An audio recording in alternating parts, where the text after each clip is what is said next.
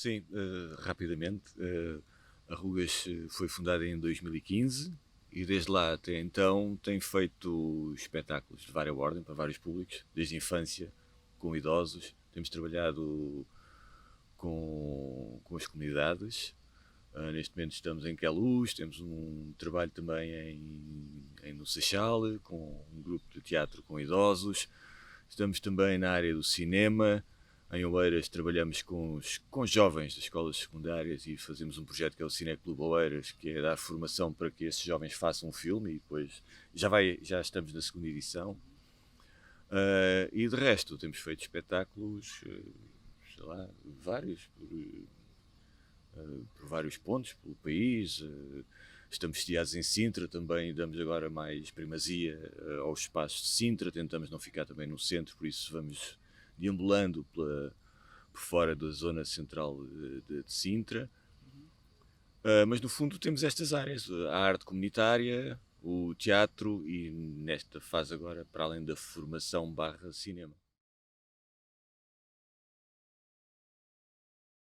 Bem, antes de mais, o que as viagens falam, as viagens de Marco Polo falam disso mesmo, de uma viagem. Não é uma viagem que, sei lá, foi pensada desde há muitos anos.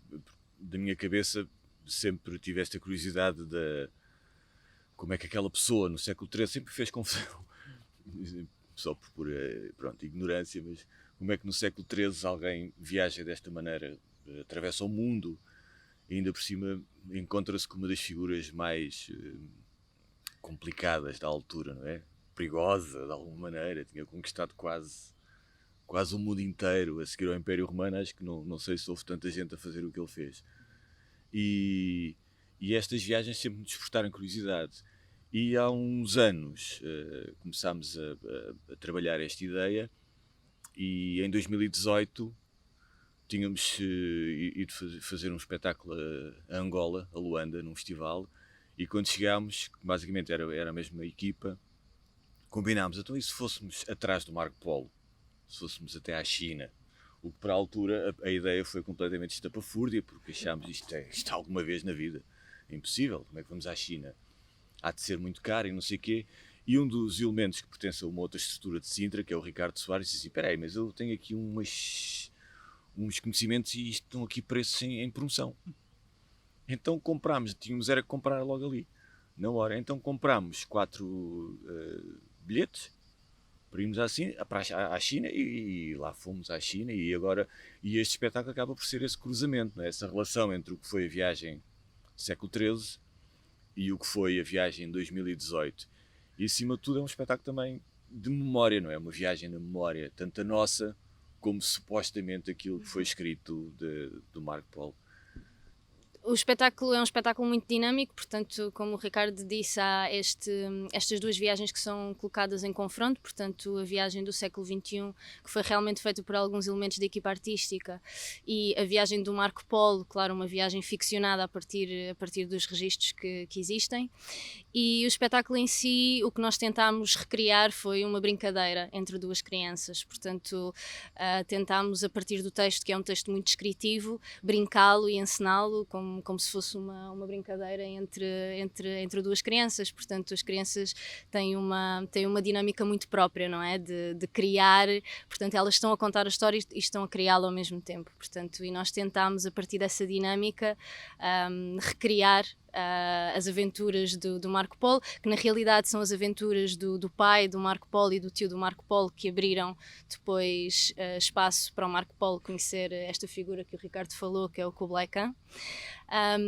E tentámos também recriar a ideia do contador de histórias, e não é por acaso que os pais das crianças se identificam também tanto com o espetáculo. Portanto, eu acho que os melhores contadores de histórias são sempre os pais, as mães, os avós, as avós, portanto, e tentámos também recriar essa dinâmica discursiva.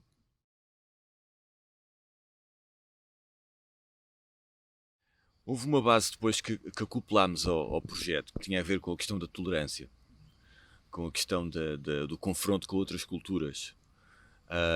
E como nós nos vamos apercebendo, já está escarrapachado, cada vez se sente mais intolerância por aí, não é? Pelas folhas das árvores vão caindo intolerantes, e eu acho que esta, não é que isto seja escarrapachado no espetáculo, não está, mas isso foi uma base também.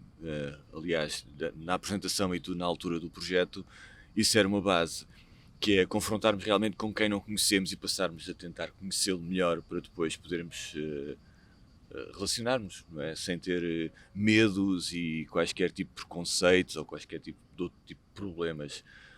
Isto é o que eu encontro que, sem dúvida, esteve sempre ali na base da proposta.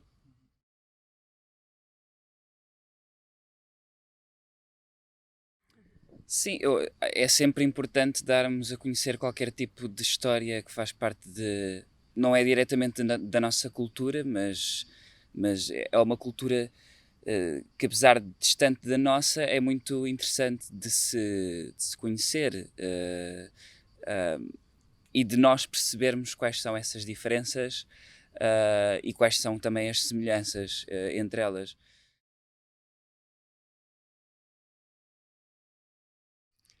Bem, o processo criativo, desta forma, é um pouco o que temos feito sempre desde o início.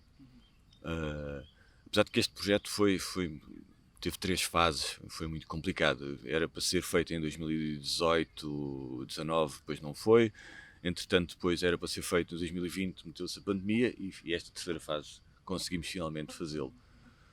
E o processo criativo passou entre mais de uma série de conversas que fomos tendo, mesmo com o Paulo, que é quem escreveu este texto, quem fez este aglomerado e apanhado de tanto das nossas memórias como daquilo que foi escrito das viagens, como do Italo Calvino, das Cidades Invisíveis e outros que mais, que ele juntou muito material bibliográfico.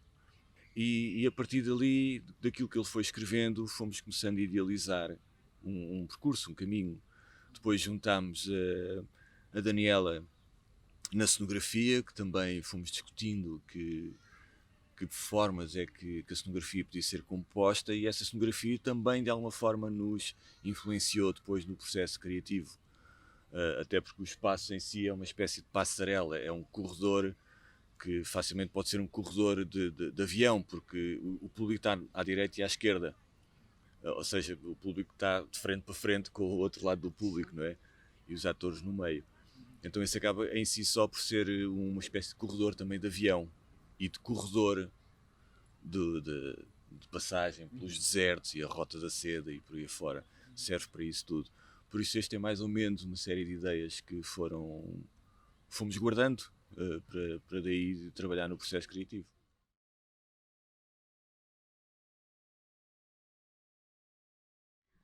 Está a ser muito bom, é sempre um desafio fazer espetáculos para a infância, porque a energia tem de estar sempre lá, portanto, se há algum engano, muito mais do que os pais, as crianças conseguem perceber muito mais rápido do que os pais.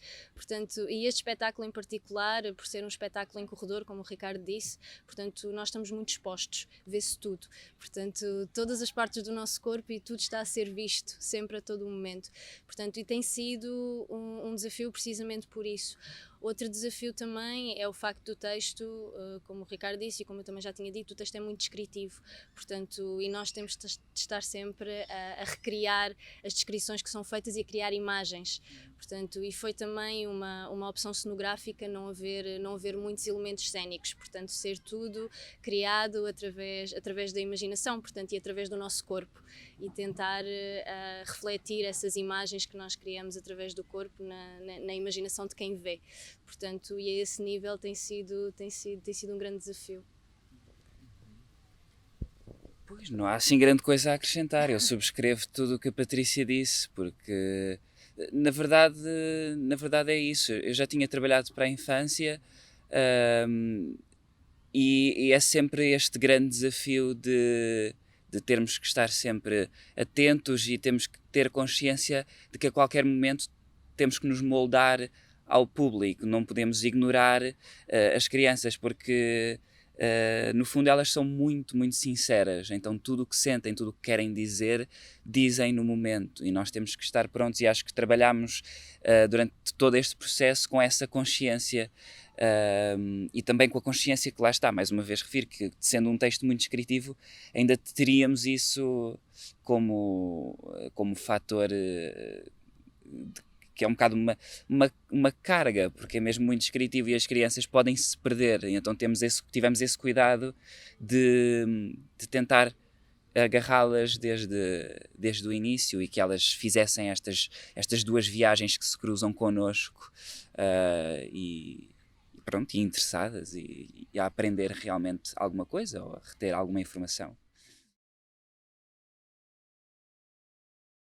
Já estou em ensaios para uma coprodução em Sintra, que é o Agamemnon, uma adaptação do Jaime Rocha, um dramaturgo que fez do original, não é? Do Ésquilo, e esse para estrear em setembro, e estamos a fazer nós só, não em coprodução com ninguém, a Penélope, que vai sortir em curta-metragem e em espetáculo, isto para estrear no final de outubro.